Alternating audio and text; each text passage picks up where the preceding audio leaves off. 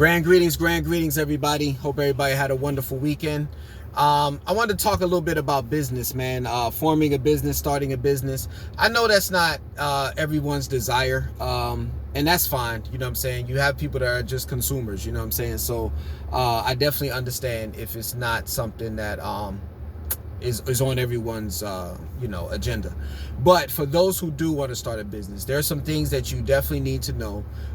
It's not as hard as you think it is. Okay, now first of all, I want to mention something called an Apex Accelerator. Okay, these people are tied to Small Business Association, okay, SBA. They can help you with a lot of guidance, resources, and maybe even submitting some documentation for you, and most of this is free. There's courses and things that you can take, and almost every state has an Apex Accelerator, okay? And like I said, so sometimes you just got to know the information, right? Sometimes you just don't know, and therefore you're not able to act as you should, you know what I'm saying? But I just want to help people get that information. So that's one way you can do this. Now, if you're more inclined to do things on your own, right, you have to know what an LLC is. You have to know what a corporation is. You have to know what a sole proprietorship is, something like that. That basically is how you form, the way you form your business. Now, your state and city should also have a chamber of commerce. Now, they're the ones who typically handle business forming, starting a business, stuff like that. And they have all the applications and online stuff, everything that you need to do to get your business started or formed. Okay, so let's just say I want to start a business called Blue Hoodie, right? I want to do an LLC, which is limited liability corporation or limited liability company, which is the most safest and common way to start a business. All right, so it will be Blue Hoodie LLC. I go and I form Blue Hoodie LLC. Okay, once I get that approved and I actually have a business registered, now you might have to go do a business license also, depending on the state or the city. So you can look into that as well. And all of this stuff is online. And AI, man, is very powerful. You can use AI to help you with a lot of this stuff, man. It just gives you so much information so quickly.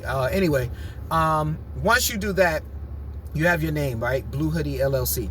Now you want to look into a domain name, you want to look into a website, and you want to look into email. Okay, these things are important as well. All right, and there's web hosting companies out there online that you can like GoDaddy, right? Like GoDaddy.com.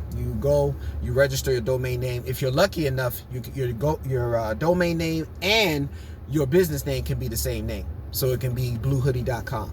Sometimes it doesn't work that way. You gotta figure something else out. You gotta be creative with the domain name. But that email and that website, very important stuff. Now, protection of these names is also very important, and sometimes we don't think about that. So Patent and Trademark Office, right? USPTO.gov. Again, you can do this on your own, but it also helps if you can have a lawyer to help you with this stuff. Now, there's also a lawyer that you'll get assigned once you get to a certain level when you apply for your own trademark or patent, okay? But this protects someone else to kind of come in and take your name, all right? Or take your idea or whatever the case. That patent and trademark protects that. Very important stuff. Now, that is not going to be free. You're going to have to pay for that, okay? And it can get very pricey. So just know that. Do your due diligence, do your research for that. Once you do that, you can decide if you want to start doing business with the federal government. Now there's some new registrations and some new certifications that you need to be considerate of. Now we got certifications like women-owned small business, service disabled veteran small business, veteran-owned small business.